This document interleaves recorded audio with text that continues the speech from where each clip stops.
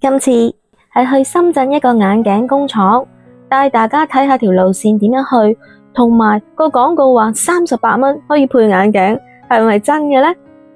我係根據呢位博主嘅介紹去睇下呢個眼鏡工廠。看看我在深圳配眼鏡，大家就知道啦。咁聽講咧，深圳呢一度有啲眼鏡嘅工廠店咧，係比外邊買眼鏡咧係平啲嘅喎。眼鏡嘅工廠店啱啱開張，所以咧有個咧開業嘅新優惠，好似好抵咁樣。38蚊，全部都是38塊。做活動啊，定還是依家嚟緊都係呢個價錢㗎？一直都是這個價，一直都係這個價。哇，可以啊！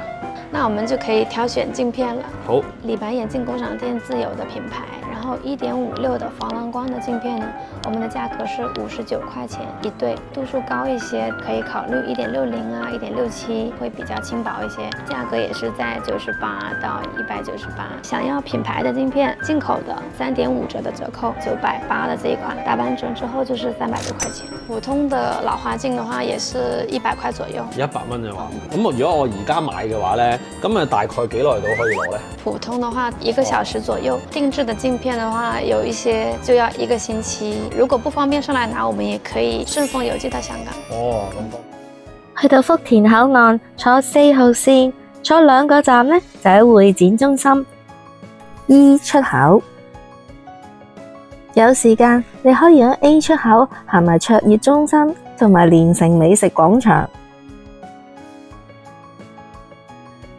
而無障礙嘅洗手間亦都係設喺 E 出口，所以你哋去到嘅時候，見到洗手間旁邊嘅石級，沿住佢上去呢，就可以到達今日要去嘅目的地。去到呢個金鐘環嘅國際大廈，設計就有啲舊，不過裏頭呢都有一啲可以食嘢嘅小店，未食嘢呢可以食完嘢至上去。咁你圍住個商場喺裏邊經過食肆，再轉過幾個轉彎位呢，你就會見到佢嘅垂直電梯。佢個設計好得意，就係話你要轉入條小巷，經過啲食肆，經過啲商鋪，咁啊轉2-3個轉角位，你就會見到呢個垂直電梯。今日去嗰個眼鏡工廠就係響呢一個金鐘環商務大廈27樓2705 A 室。一出電梯你就好容易見到頭先響視頻博主介紹嗰個眼鏡工廠。咁我入到睇下究竟係咪有38蚊可以配眼鏡。咁原來38蚊配眼鏡係有。咁佢嘅眼鏡框呢，就係響一個層架度擺滿晒。咁目測呢啲38蚊可以配眼鏡嘅眼鏡框呢，都比較一啲普通啲、平庸啲，即係唔係會特別係質量好靚啊，有啲可以唔壓爛嘅。咁如果唔需要咩要求呢，都可以接受嘅。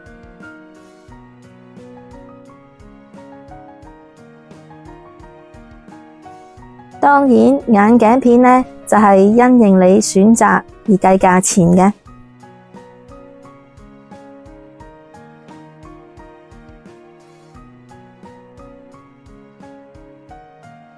呢間眼鏡工廠地方呢都好闊落，咁啊仲有一啲飲品可以俾客人飲。咁啊，你自己呢喺啲櫃位可以試戴，而且佢每一個眼鏡嘅示範嗰個櫃呢都會標明價錢。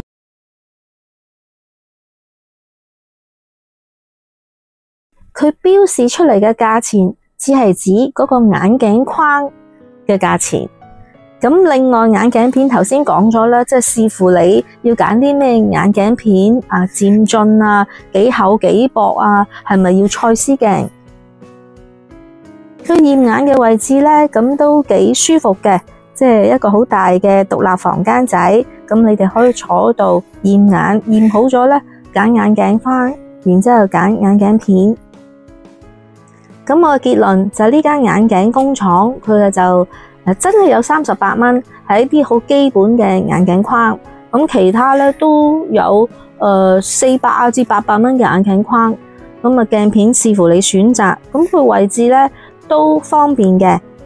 咁而我離開嘅時候咧，發現電梯裏頭咧，呢棟大廈咧其實仲有幾家嘅眼鏡工廠㗎，咁你哋可以留意下，順便睇埋。睇完眼鏡工廠，我就去頭先樓下地下咪經過好多嘅餐飲，我就揀咗一間幾蚊都可以叫餸嘅餐廳食嘢。好多謝大家觀看我嘅視頻，旨在分享一啲淘寶菜鳥相關嘅教學、大陸自由行或者一啲健康嘅信息。歡迎大家免費訂閱我嘅頻道。